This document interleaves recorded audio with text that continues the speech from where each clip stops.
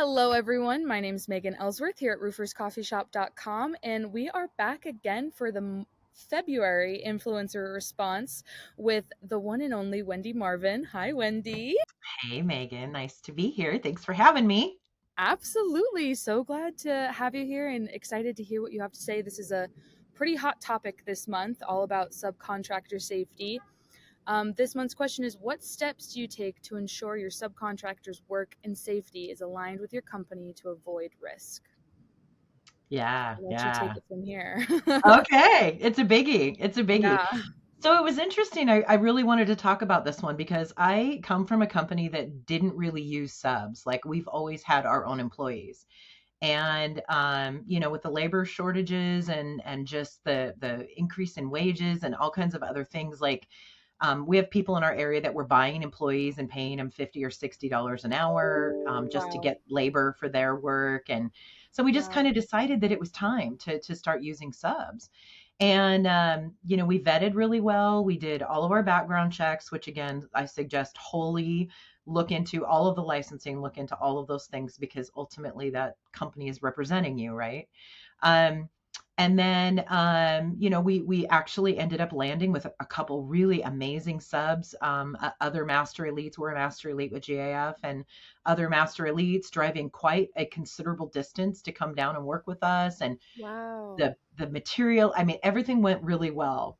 Um, but what's really funny is, you don't know what you don't know. And so Right. we ended up in a situation that was kind of I don't know, a comedy of errors where the new ordering system through one of our distributors was online. We ordered, and the guy that ordered it accidentally didn't change the default color. And then the material got delivered, and the subs that were on the roof and had done three other buildings in this complex, they're just there to blow and go, right? They're just there to lay down some shingles, and they're not really a thinking fluid partner with you as a company. And so we ended up with a 60 square mistake and about a $60,000 job issue because of Oh, it. And I know, right? Ow, ow, ow, ow. ow. And I don't blame the subs, and that was part of why I wanted to talk about this and kind of go back to what we're looking at is, how do you get those people on board? How do you do your due diligence and make sure that you're checking all their work? And, we had final inspections, we had all that. And obviously the final inspection is where we found out we had guys on site, but this particular job is 2 stories up and they couldn't see the color of what they were putting on. We did everything we thought we should be doing. And what we realized is we need some language in our contract that says that, there's a shared responsibility if there's a potentially preventable issue. And this one would have been an argument that we could have said, hey, you installed 3 other buildings for us, and you're standing on the roof looking at those 3 other buildings. How do you not notice that the color that you're putting on is different? Um, Absolutely. yeah. So, I think the big thing for all of this, including safety, is to vet your partners, call references, make sure that you're speaking to someone who has worked with them previously and not just a family member. And then getting that language in your contract that is giving you the tools that you need.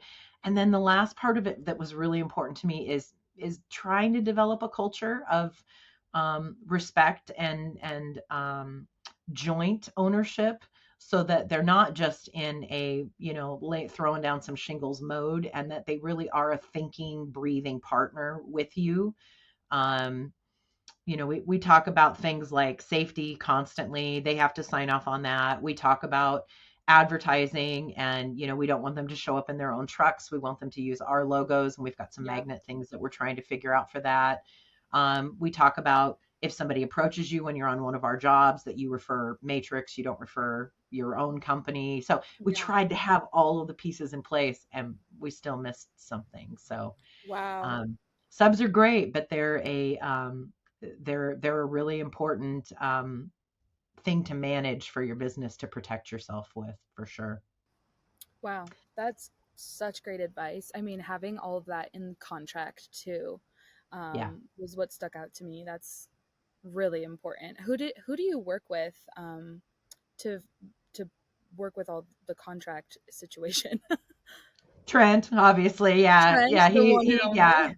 yeah. We've got another local attorney that kind of looks at things, but I think what's really crazy is, excuse me, our industry is so specific, and they try to lump construction into construction, and it's not. We're subs, and I'm a GC, so I play a Yeah, little bit of a different role, but they're subs, and we're a service-based business, which is different than a lot of them. So you really have to search out to find that good language. And this is not a situation where you pull something off of Rocket Lawyer or whatever else is in those online places. Chat um GPT. right, yeah, no, no, just don't, just say no. We talked about that just a couple days ago too, and Oh, about there really? are people that are trying to use that to write their contracts. And Yeah. I think what's funny is, so we've been in business 17 years. I think it was year 11 before we really got hit with someone that there was an issue, and what we had in our contract mattered, and we got hurt. And so when you go through that for the first time, then suddenly you realize that all of that language matters, and the references to the language matter. And that's where they get you a lot in these contracts, is they'll have a paragraph, and the paragraph references another paragraph, and that references another document, and you might not even have a copy of that document, but what you're signing is all related. And you have to have somebody with the brilliant legal mind like Trent or his team to be the people that go, hey, okay, so they're referencing this, but where's this? And I'm like, what do you mean? And they're like, well, they're referencing this whatever site, whatever. Where's a copy of that? And I'm like, I don't know. I just gave you what we have. It's like they're referencing a document you don't have, and you're ready to sign off saying, yeah, it's all good. And you're like, so yeah, you have to have good people with you. And I think that, again, even our sub, like, they're not out there to screw you over, Yeah. but they're also not out there to protect you. And Right. so that's your job, is to make Yeah. sure that you're the advocate for your company, making sure that all the I's are dotted and the T's are crossed, and that you can walk away from that job and your customer is happy and you are safe and protected, and then they are safe and paid, because they're not your company. But there can be good installers out there that work with you, but you've got to be the one to protect yourself. Absolutely. Wow. Well said, Wendy. I mean, such great advice. Thank you so much for being just an amazing influencer and always answering these questions with just really tangible things that people can take away. So I hope everyone out there was taking notes and is consulting their attorneys and looking at their contracts to make sure you're all safe and Yeah. protected. Yep. Yep. And include your guys in the safety plan that you have. That should be part of your on-site document, having them sign off on that. That's probably from the safety side, the tangible part to take away. Mm-hmm. We have job site booklets, and so the booklets go with our people or with subs, and the subs are required to sign off that they entered the site, that there was no hazards, that all the things that we have our guys do.